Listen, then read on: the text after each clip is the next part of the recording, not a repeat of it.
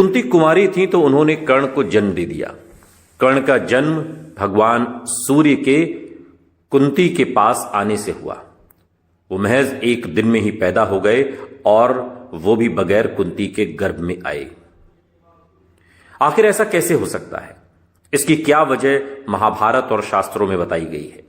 इसके बारे में जो बताया गया वो हैरत में डालने वाला है।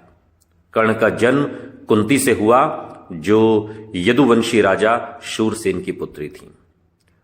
उन्होंने अपने महल में आए दुर्वासा ऋषि की श्रद्धा के साथ आवभगत की और उनकी आवभगत से ऋषि खुश हो गए और उन्होंने कहा, मैं तुम्हें एक गुप्त मंत्र सिखाऊंगा और इस मंत्र को जपने के बाद तुम जिस देवता को पुकारोगी वो तुमसे मिलने आएगा, तुम्हें अपनी महिमा के अनुसार पुत्र प्रदान करेगा।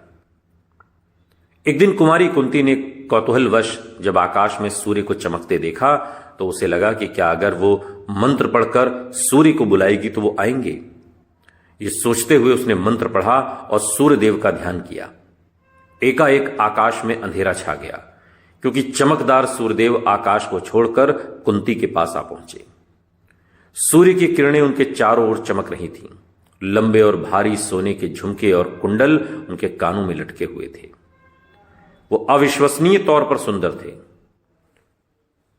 सूर्यदेव ने कहा कि तुमने मुझे बुलाया है, इसलिए मैं आया हूं और अब तुम्हें अपने समान बलवान और पराक्रमी पुत्र दूंगा।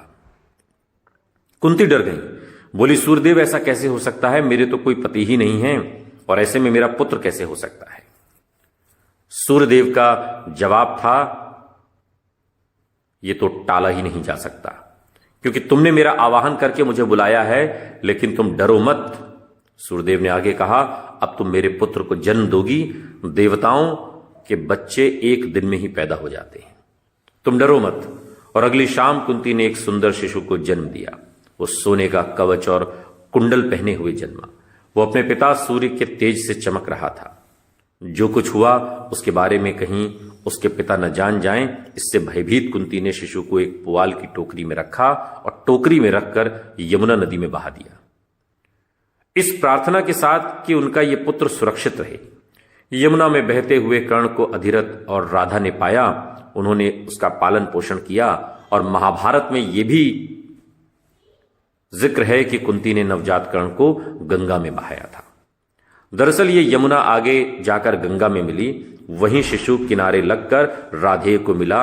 क्या कर्ण का जन्म कुंती के गर्भ में आए बगैर हुआ था या कुंती ने उन्हें बाकायदा गर्भ में धारण किया था? महाभारत की कथा के अनुसार कर्ण का जन्म बिना कुंती के गर्भ में आए ही हुआ था। ये एक दैवीय और चमत्कारिक घटना थी जो कुंती को ऋषि दुर्वासा द्वारा दिए गए एक विशेष वरदान के कारण संभव हुई। कुंती कुमारी थी तो उन्होंने कर्ण को जन्म दे दिया। कर्ण का